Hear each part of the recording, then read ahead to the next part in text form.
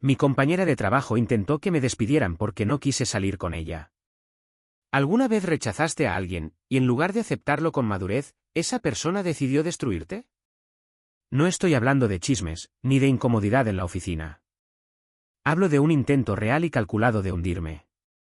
Trabajo en una empresa bastante tranquila, nada del otro mundo.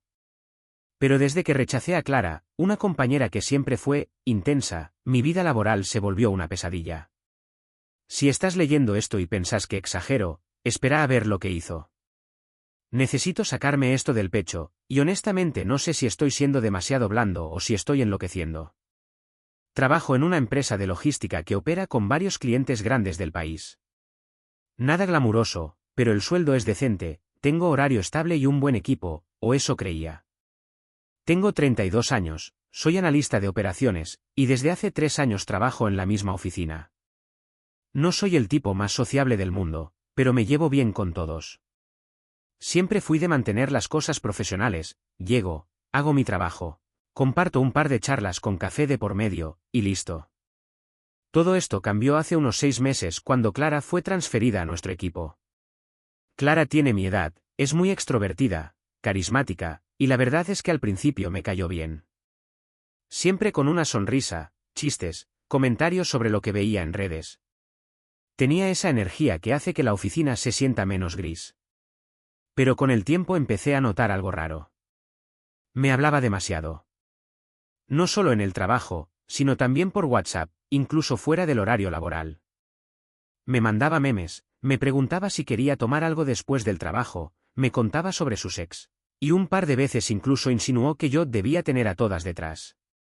Al principio lo tomé como alguien simpática y bromista, pero después se volvió insistente. Una noche me escribió algo que ya me puso incómodo. Sos muy lindo cuando te concentras, ¿sabías? Seguro ya te lo dijeron. Le respondí con un emoji neutral y cambié de tema. Pero claramente no captó la indirecta, porque al día siguiente se acercó a mi escritorio con 2 cafés. Uno para ella, uno para mí, y me dijo. Así no tenés excusa para no acompañarme al after del viernes. Le agradecí el café, pero le dije que ya tenía planes. Y los tenía, aunque fueran ver Netflix en calzones. Quería evitar líos. Pero en lugar de entender el mensaje, se rió, me dio una palmada en el hombro y dijo, bueno, ya vas a caer. A partir de ahí, todo se volvió incómodo. Cada vez que hablaba con otra compañera, Clara hacía algún comentario pasivo-agresivo. ¿Y vos no eras tímido? Míralo vos, todo un galán ahora. O cosas como, ojo, chicas, que a Fede no le gustan intensas. Siempre con sonrisa, pero punzante. Me empecé a sentir observado todo el tiempo. La gota que colmó el vaso fue una noche que me escribió a las 11:30 para decirme que estaba triste, y que necesitaba hablar con alguien que la entendiera. Yo estaba por dormirme y simplemente no respondí. Al día siguiente, ni me saludó. Y a partir de ahí, todo empeoró. Dejó de hablarme en persona, pero empezó a enviarme mensajes por el sistema interno de la empresa, cosas innecesarias que podía decirme cara a cara. Cuando se lo respondía en persona, ella se encogía de hombros y decía que prefería dejar constancia por escrito. Me hizo ruido, pero no le di demasiada importancia, hasta que recibí un llamado de recursos humanos. Me citaron para una conversación informal, que ya sabemos todos lo que significa. Ahí fue cuando supe que Clara había dicho que la hacía sentir incómoda, que la miraba de forma inapropiada, y que se había sentido acosada digitalmente. Me quedé helado. Literalmente no supe qué decir. Les mostré el historial de mensajes de WhatsApp, porque por suerte todavía los tenía, y también pedí revisar los chats internos. Me dijeron que iban a investigar.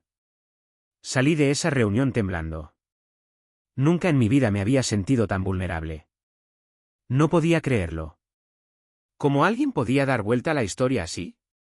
Y más aún, ¿cómo la empresa parecía tomarlo tan en serio sin siquiera contrastar versiones primero? Desde ese día, siento que me están mirando con lupa. ¿Y Clara? Clara volvió a sonreír como si nada. Incluso bromea con los demás como si no estuviera intentando hundirme. No sé qué hacer. Siento que si hablo más, quedo como paranoico. Pero si me callo, puede avanzar con esta mentira. ¿Reddit? ¿Alguno pasó por algo así? ¿Qué harían ustedes? Después de ese primer llamado a recursos humanos, no pude dormir por días. Me levantaba a las 4 de la madrugada revisando mensajes antiguos, repasando mentalmente cada conversación que había tenido con Clara, buscando alguna forma en que yo me hubiera cruzado una línea sin darme cuenta. Pero no. Todo lo que encontré fueron mensajes suyos cada vez más personales, más insistentes, y mis respuestas siempre corteses pero distantes. No soy un santo, No quiero pintarme como el tipo perfecto.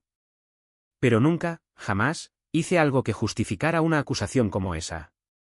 En los días siguientes, empecé a notar un cambio sutil pero devastador. Algunos compañeros dejaron de invitarme a las rondas de café. Las charlas de pasillo se cortaban cuando me acercaba. Uno del equipo, Pablo, que solía ser bastante cercano, empezó a responderme con monosílabos. Me llegó el rumor de que Clara había dicho que varias del equipo se sentían incómodas conmigo, aunque no había nada oficial.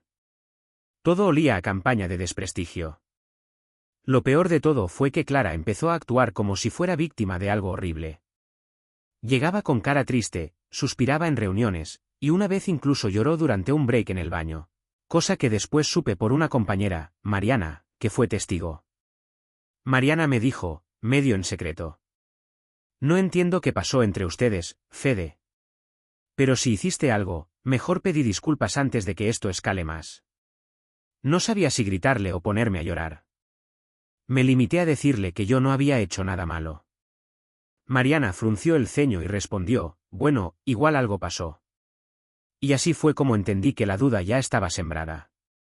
Aunque fuera inocente, aunque tuviera pruebas, el daño estaba hecho. Porque a veces no hace falta demostrar nada para que una sombra se instale sobre uno. A los pocos días, me citaron de nuevo en recursos humanos. Esta vez fue más tenso. Me preguntaron si alguna vez había tenido intención romántica con Clara. Les dije que no. Que ella había sido muy insistente y que, cuando rechacé sus avances, el trato cambió radicalmente. Les mostré nuevos mensajes, les expliqué los contextos, incluso cité a testigos de cuando Clara me ofrecía cosas que yo rechazaba. Me escucharon, pero lo sentí tibio. Dijeron que estaban evaluando la situación, que todo se tomaba con seriedad, y que debía evitar cualquier tipo de interacción directa con Clara salvo que fuera estrictamente necesaria para el trabajo. Genial. O sea, me pusieron una restricción tácita, aunque yo era el acusado sin pruebas sólidas. Y ella seguía actuando como si nada. Incluso más empoderada. Me sonreía, me hacía comentarios irónicos cuando nadie miraba, o me miraba con lástima. Una vez pasó por mi escritorio y me dijo en voz baja: ¿ves lo que pasa cuando te haces el difícil? No tengo cómo probar eso. No fue grabado, no fue oído por nadie. Solo quedó grabado en mi cabeza, como un tatuaje ardiente. Durante ese tiempo, empecé a dudar hasta de mí mismo. ¿Y si estoy loco? ¿Y si la hice sentir mal sin darme cuenta? ¿Y si mi rechazo fue muy frío o humillante? Pero cada vez que pensaba eso, leía de nuevo los chats. Fríos, cordiales.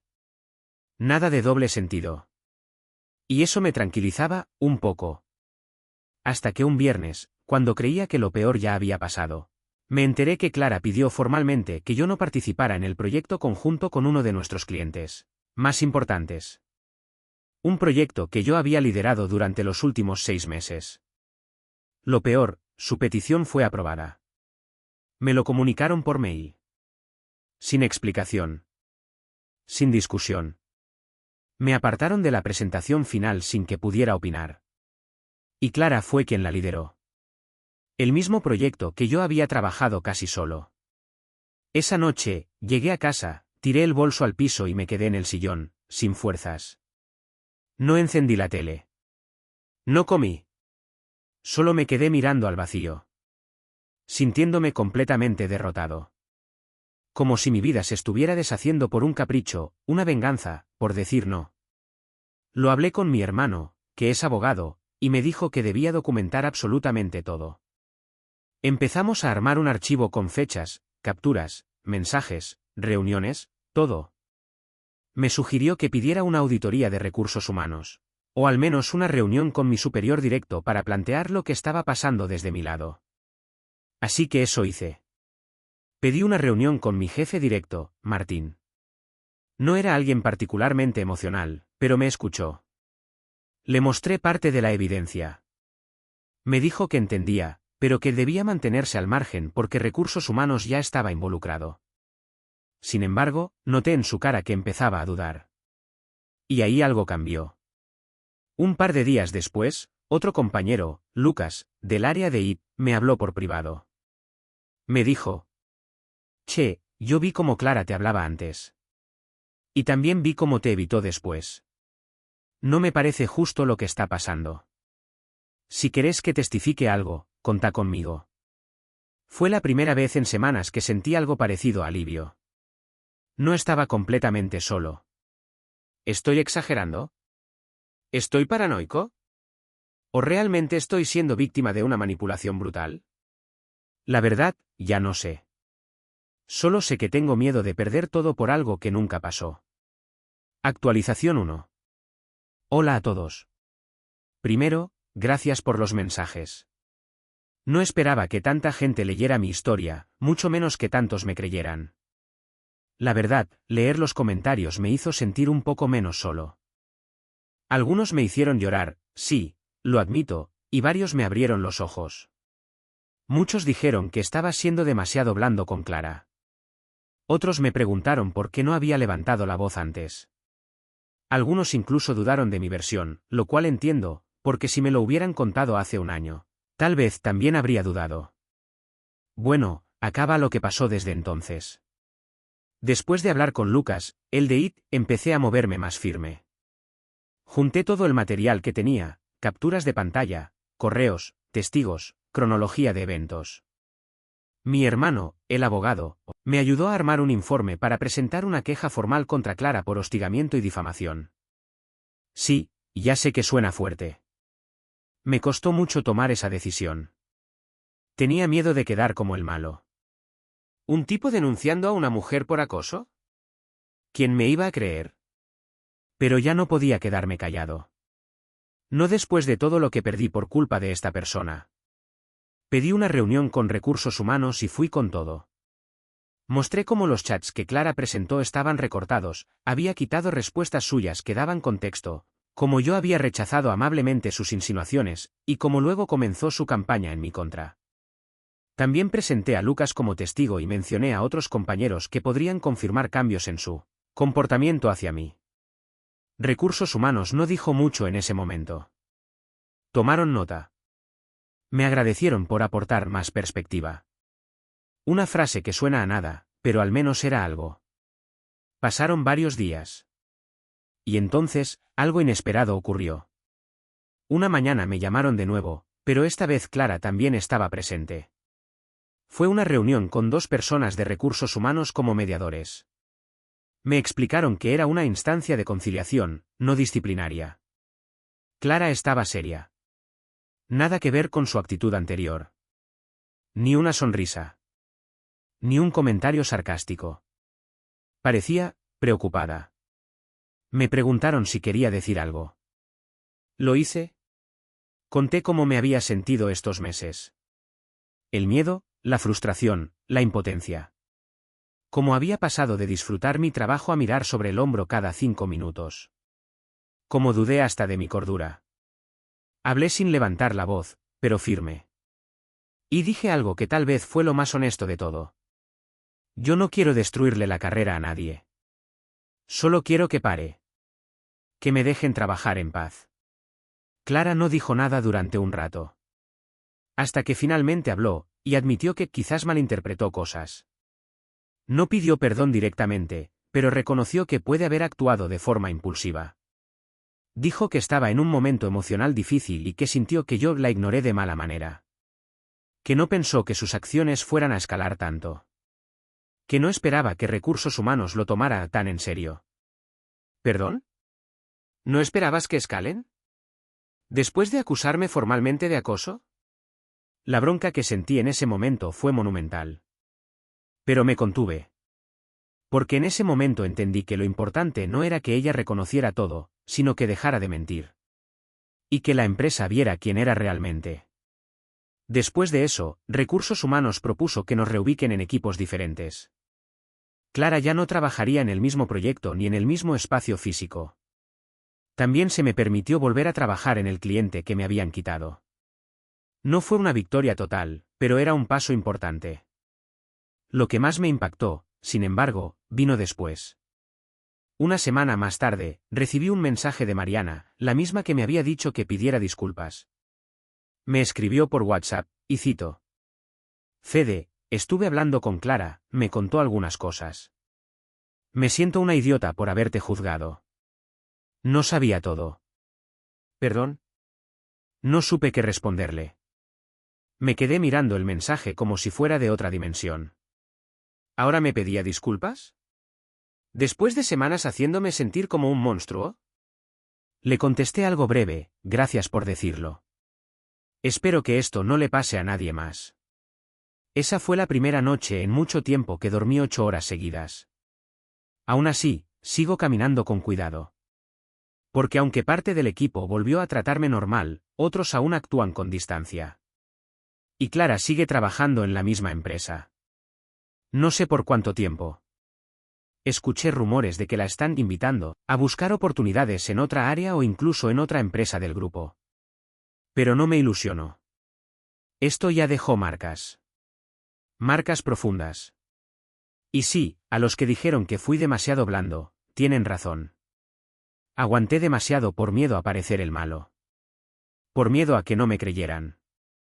Por esa trampa invisible que nos impide hablar cuando sos hombre y te acosan. Pero aprendí. Aprendí que hay que documentar todo. Que no estás loco por decir no. Que no es tu culpa si alguien no sabe manejar el rechazo. Y que defenderse no es ser agresivo, es sobrevivir. Gracias por leer hasta acá. Voy a hacer una última actualización cuando todo esto cierre por completo. Sigo procesando muchas cosas. Actualización final. Hola de nuevo. Pasaron unas semanas desde mi último post, y como les prometí, vengo a cerrar esta historia. Quiero contarles en qué terminó todo y, sobre todo, cómo me cambió. Primero, lo importante, Clara ya no trabaja en la empresa. No fue despedida de un día para otro ni nada drástico. Me dijeron, y esto con pinzas, porque no es oficial, que Recursos Humanos le ofreció una salida acordada con indemnización. Ella aceptó.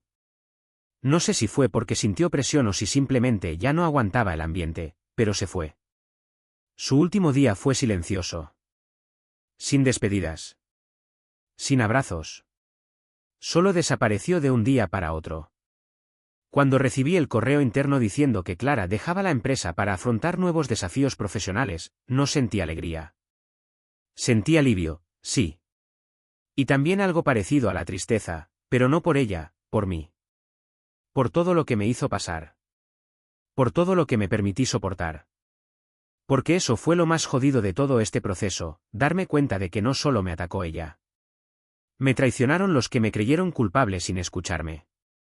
Me traicioné yo, al pensar que tal vez merecía ese castigo. Por ser hombre. Por decir que no. Desde su salida, el ambiente laboral mejoró muchísimo.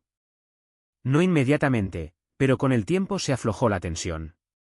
Mariana me volvió a hablar con naturalidad, aunque nuestra relación nunca volvió a ser como antes.